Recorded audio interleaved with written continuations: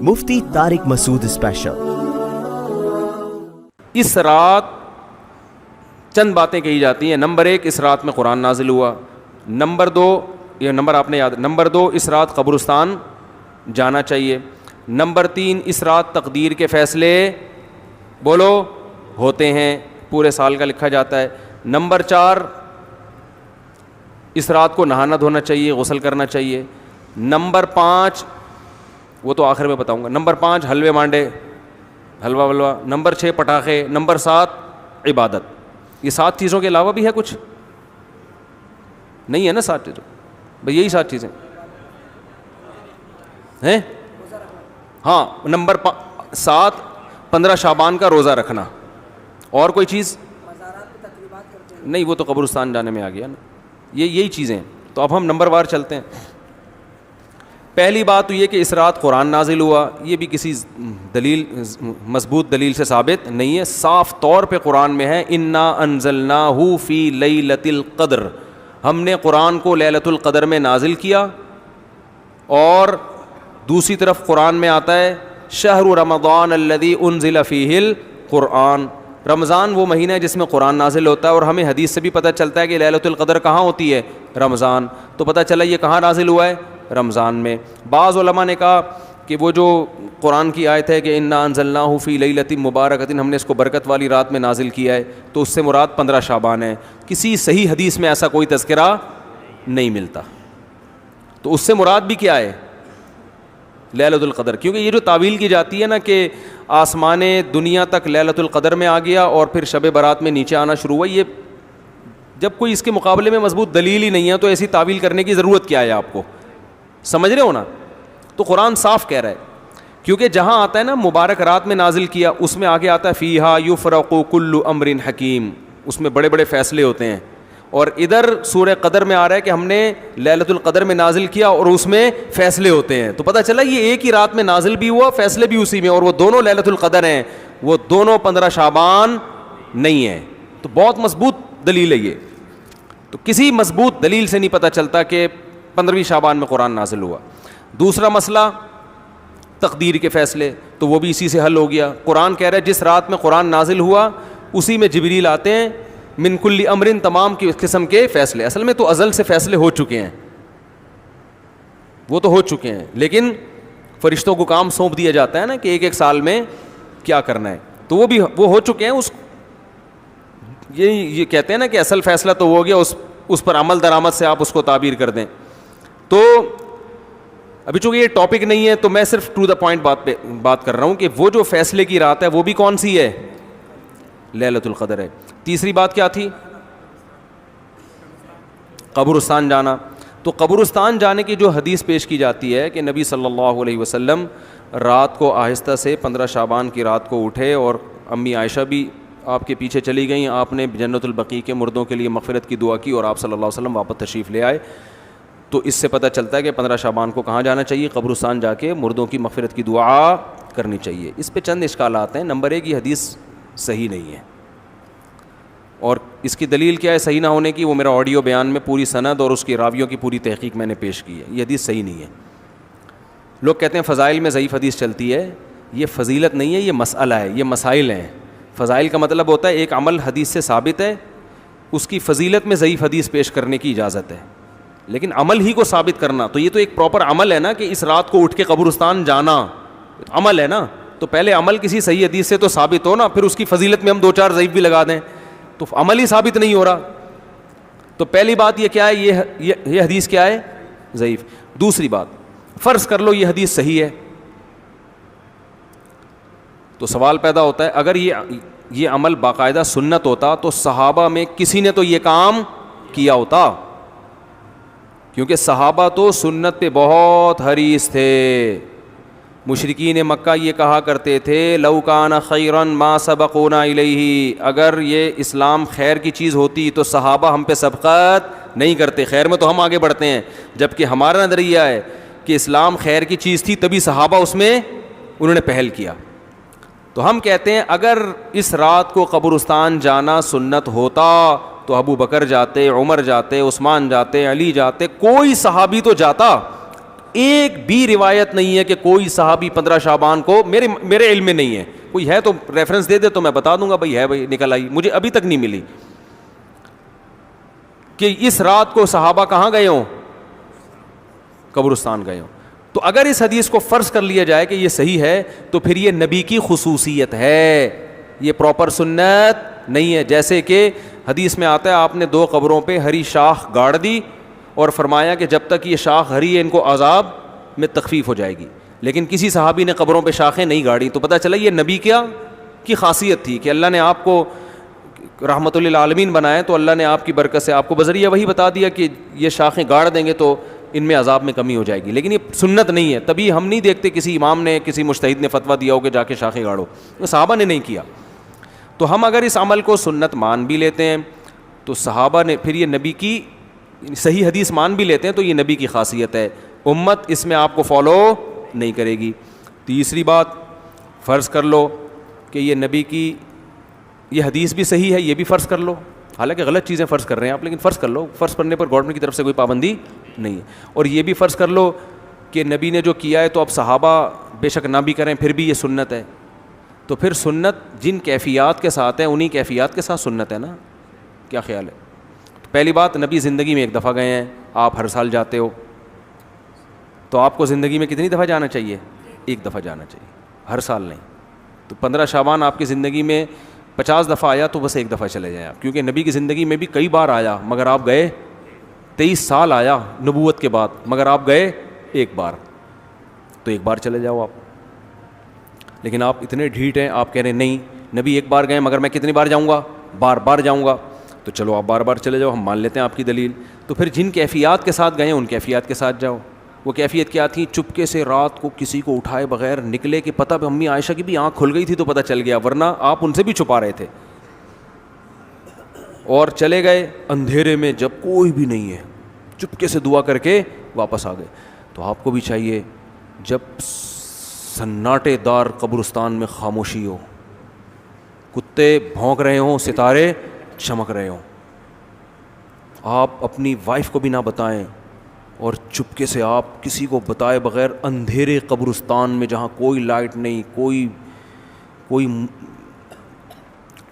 وہ پھر وہ عجیب سی چیز ہو جائے گی, پھر وہ کوئی چیز نہیں ہے وہاں پہ آپ گئے اور وہاں سے آپ دعا کر کے جب واپس آنے لگے تو کل آپ کے لیے دعائیں ہو رہی ہیں.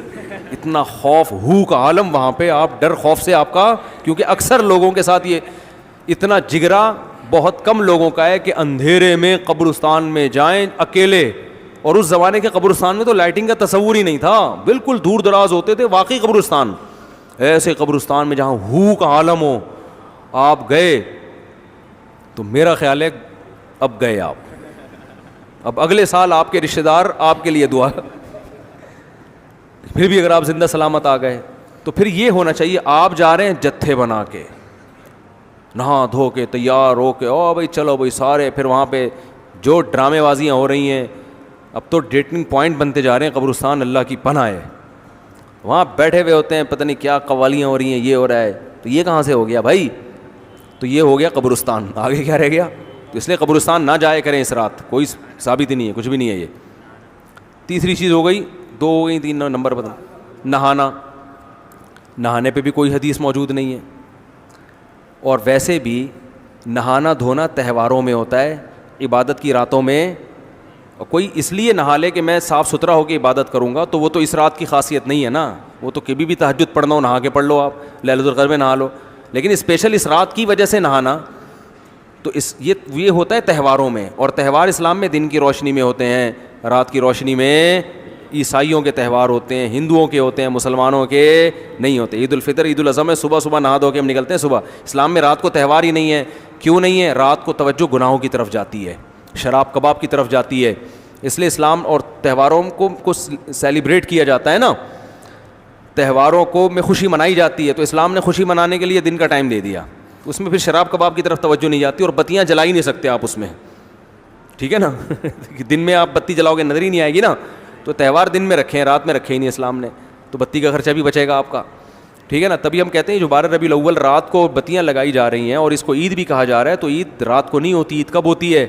دن میں ہوتی ہے, اور دن میں بتی نظر ہی نہیں آئے گی. تبھی عید الفطر عید الاضحیٰ میں بتیاں جلاتے ہی نہیں ہیں لوگ. تو اس لیے اسلام میں یہ والا سیٹ اپ ہی ایسا رکھ دیا کہ بتی کا پہلے ہی لوڈ شیڈنگ سے مر رہے ہیں, ٹھیک ہے نا, ایسا سیٹ اپ بنا دیا اسلام نے. شراب کباب کی طرف توجہ نہیں جاتی. اسلام انسان تمیز سے نہا دھو کے مسجد میں نماز پڑھے گا, آئے گا, جلیبیاں کھائے گا, چلو بھائی بس یہ ہو جاتا ہے. تو تہوار دن میں ہوتے ہیں, رات میں نہیں ہوتے, اس لیے اس رات میں نہانا دھونا بھی کہیں ثابت نہیں ہے. اور حلوے مانڈے بھی خوشی کی رات کہا جاتا ہے. تو خوشی کی رات ایک تو حلوہ ثابت نہیں ہے, دوسرا یہ خوشی کی رات ہے نہیں. اگر اس کو بہت زیادہ فرض کیا جائے گا تو عبادت کی رات کہا جائے گا. وہ حلوہ کھا کے ویسے بھی عبادت نہیں ہو سکتی. حلوہ کھاؤ گے تو ٹن ہو جاؤ گے آپ, ٹھیک ہے نا. دماغ پہ میٹھا, جب بھی میں تو میٹھا کھاتا ہی نہیں ہوں. میں جب بھی دعوت میں جاتا ہوں لوگ مجھے میٹھا پیش کرتے ہیں, میٹھا شربت پیش کرتے ہیں, کھائیں نا. میں کہتا ہوں نہیں, کہتے ہیں کیا شوگر ہے, میں کہتا ہوں الحمدللہ شوگر نہیں. پھر کیوں نہیں کھا رہے بھائی؟ میٹھا کھاؤں گا ٹن ہو جاؤں گا میں. کیا فائدہ اپنے آپ کو, جب جو باڈی کو ضرورت تھی وہ ہمیں مل گیا ہے. اب یہ کھائیں گے تو باڈی کو کوئی فائدہ بھی نہیں ہے, اور خام خواہ کی ذہن کی فریشنس کی ایسی کی تیسی. ایک شربت کا گلاس آپ پی لو, آپ کو تھوڑی دیر میں سستی محسوس ہوتی ہے. تو 2 سیکنڈ کے 5 سیکنڈ کی لذت کے لیے میں 3 گھنٹے کی ٹینشن کیوں اٹھاؤں؟ ابھی میں ہنستا بولتا, دماغ میرا فریش ہے نا, آپ کے سامنے بیٹھا ہوا ہوں, فٹ فاٹ دماغ الحمدللہ چل رہا ہے, اور میں شربت پی کے آتا نا تو تھوڑا سا ہوتا, تو وہ 2 منٹ کی لذت تھی. اور پھر یا تو سونا ہو نا, آدمی نے کھائے سو جائے تو پھر تو ٹھیک ہے, لیکن وہ الگ اس کا نقصان ہے کھاتے ہی سو جانے کا.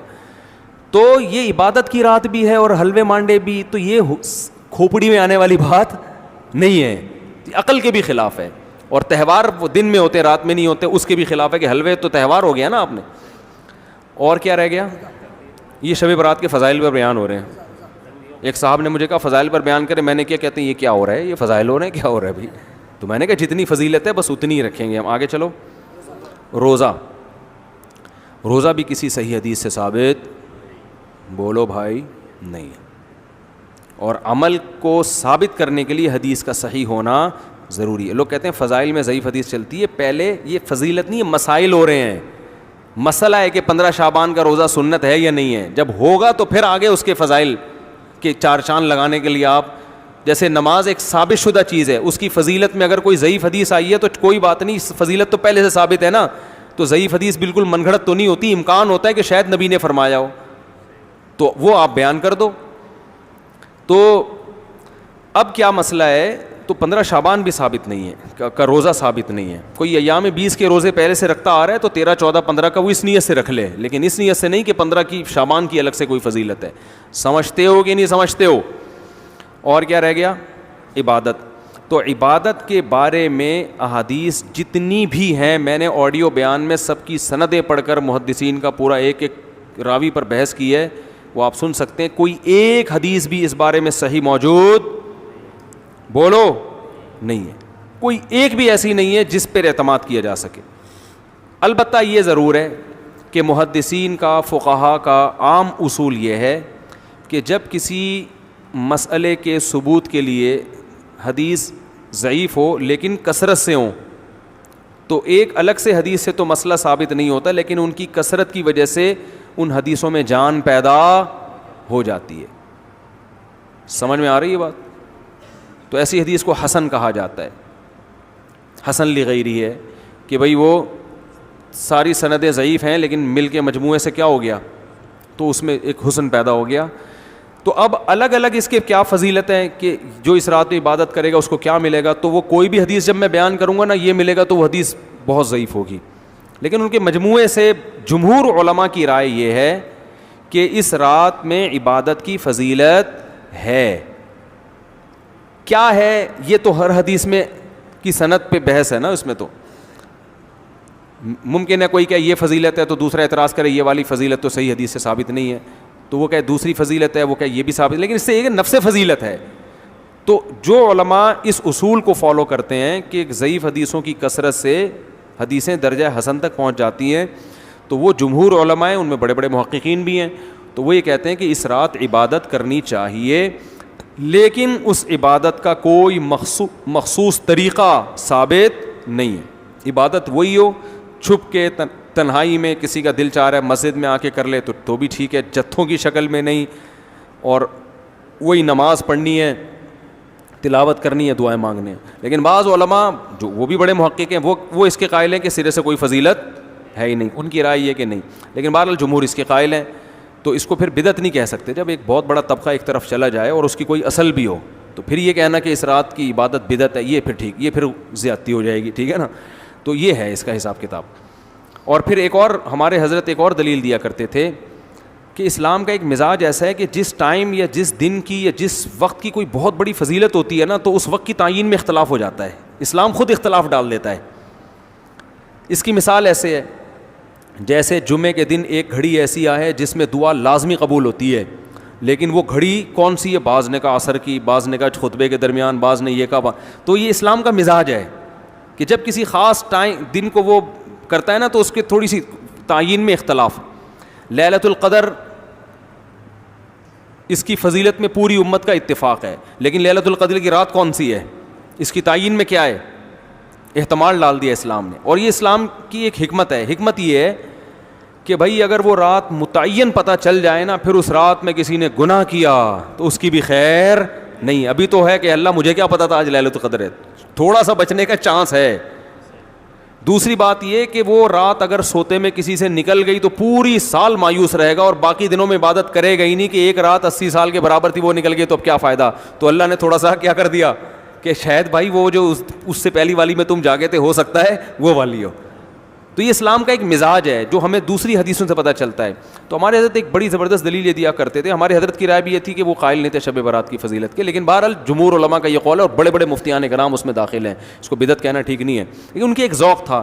وہ یہ کہتے تھے کہ اگر یہ اتنی فضیلت والی رات ہوتی تو اسلام کے مزاج سے پتہ چلتا ہے کہ اس کی تعیین میں اللہ کیا ڈال دیتے؟ اختلاف, کی یا تو وہ 14 ہے یا وہ 15 ہے. ایک ان کا ذوق تھا.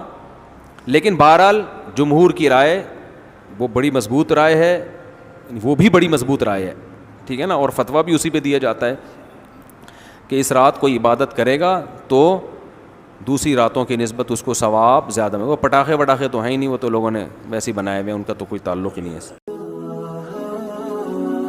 Mufti Tariq Masood Special.